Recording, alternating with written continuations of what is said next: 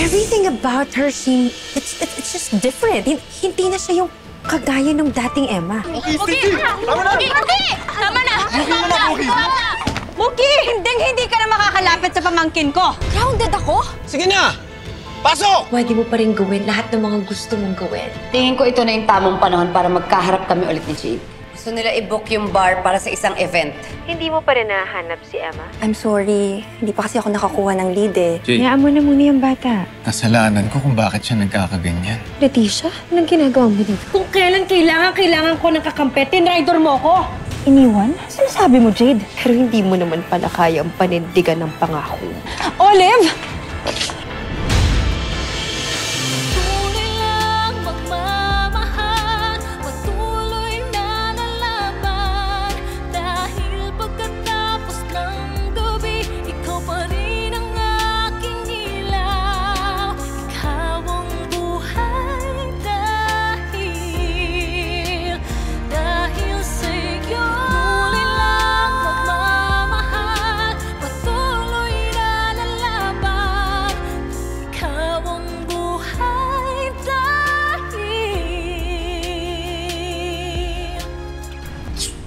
Okay ka lang? Boss, kukuha kita ng yelo, ha? Dali. Ayos na ako. Magaling. Sorry.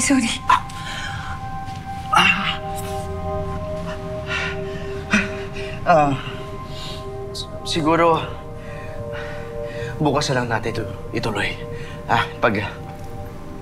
Pagplanuhin muna natin gagawin natin pagtatakot kay Jade. Anong plano? Di ba nga nung nagkita kayo, nagpanik si Jade? Yung mukha niya parang nakakita siya ng multo. Yun ang gagawin mo. Tandaan mo, Emma. Ngayon, ito na ang totoong giyera. Ito ang tunay na laban, hindi lang basta suntukan. Giyera ng utak. Sa giyera, ang pinakamalupit mong armas, hindi baril, kundi takot yan. Kapag napasakan mo ng takot ang kalaban, palpak lahat ng plano niya, lahat ng kilos niya, na tipong kahit anino niya, hindi na niya mapagkakatiwalaan. Isa yan sa mga strategies para manalo. Pahinahin ang depensa ng kalaban. Pero, pag nahuli ka naman, magiging katawa-tawa ka. Kaya kapag umatake ka, kailangan parang anino. Boss, yelo. Hindi ko kailangan to. Ba?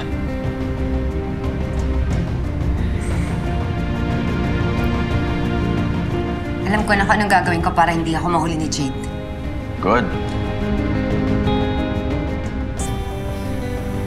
Of course not, you idiot! Ako si Jade. Kaya ako lang nalaman yung kwentong yun dahil sinabi sa akin ni Ate Olive yung walang kwenta mong pangako. Huwag mo na nga i-deny yan, Olive.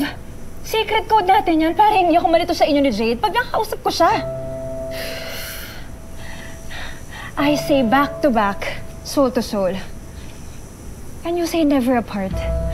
Whole again. Olive, buhay ka! Ano ba? Tumahimik ka nga! Huwag na huwag mong sasabihin kahit kanino tong sikreto ko. Kung hindi, papatayin kita. Kahit sampalin mo ko ng ilang beses, tatanggapin ko yan, Olive. Patawarin mo lang ako. Tagal ko rin nagtago dahil wanted ako eh. Dahil sa drugs na sinusuplayan ko. Pero ngayon, nakakagalaw na ako freely. May bago akong partner. City Councilor. Siya yung pumaprotekta sa akin ngayon. Pero Olive, never ka nawala sa isip ko. Ikaw lang naman yung totoo kong kaibigan eh. Ikaw lang naman yung maaasahan ko dito eh. Parang pamilya. Kaya sorry. Fine. Ikaw lang din naman talaga yung naging kakampi ko nun. Naging pamilya. Olive, teka nga lang. Bakit ka nga ba nagpapanggap na Jade? Fine. I will tell you everything. Goodbye.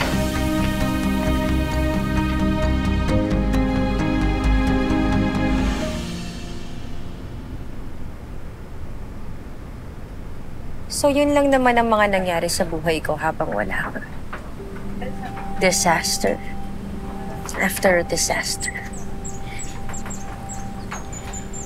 Liv, hindi ko alam na ganun kahirap ang mga pinagdaanan mo. Wala man lang ako sa tabi mo nung nangyari yun. Bawi ako. Sabihin mo lang yung gusto mong gawin ko para mapatawad mo ko, Olive. Kahit ano?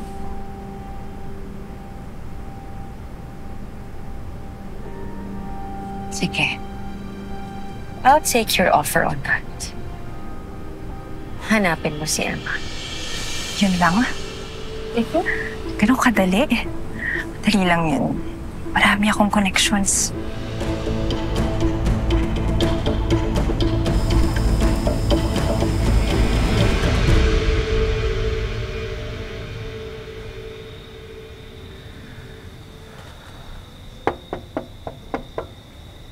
Muki? Anak?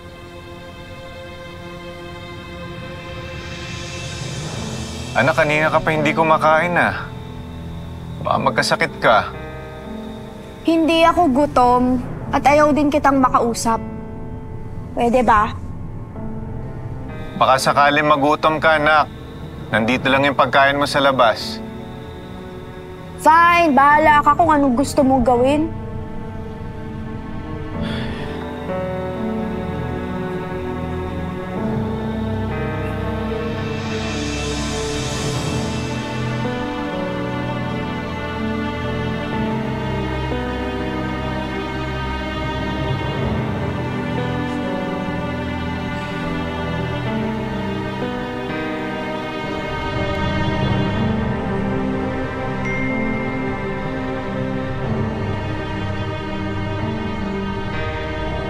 Hindi ko kailangan ng worry at awa niyo. I'm not the old Muki na damsel in distress. Fighter na ako. Kaya ko na yung sarili ko, kaya di ko na kayo kailangan.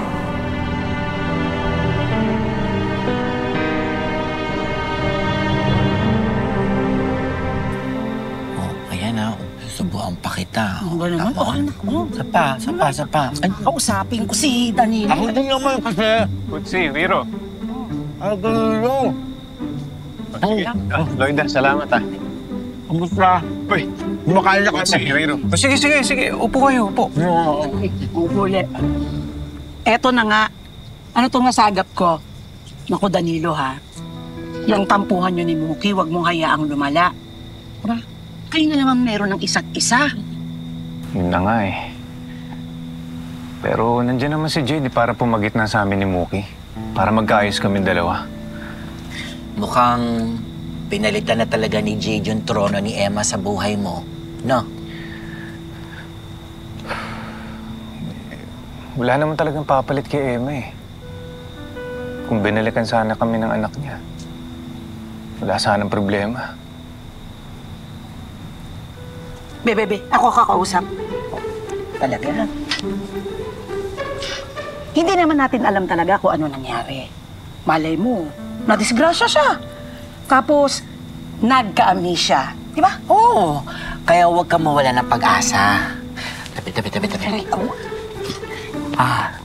Sa inyo, kamusta naman ang paghahanap nyo? Ayun, wala pa ring lead. Kawawa naman si Muki. Walang airmat. Tapos yung lola, missing in action pa. Kayo ba, wala ba kayong balita kay Nailigaya? Hanggang ngayon kasi hindi pa rin niya ako kinokontak. Wala rin namang paramdam sa amin eh. Kahit man lang amoy ng kandila o amoy ng sampagita. Kinikalabutan nga lang ako pag nasa banyo ako eh. Wala. Kay Jade ba? Kay Jade, nako.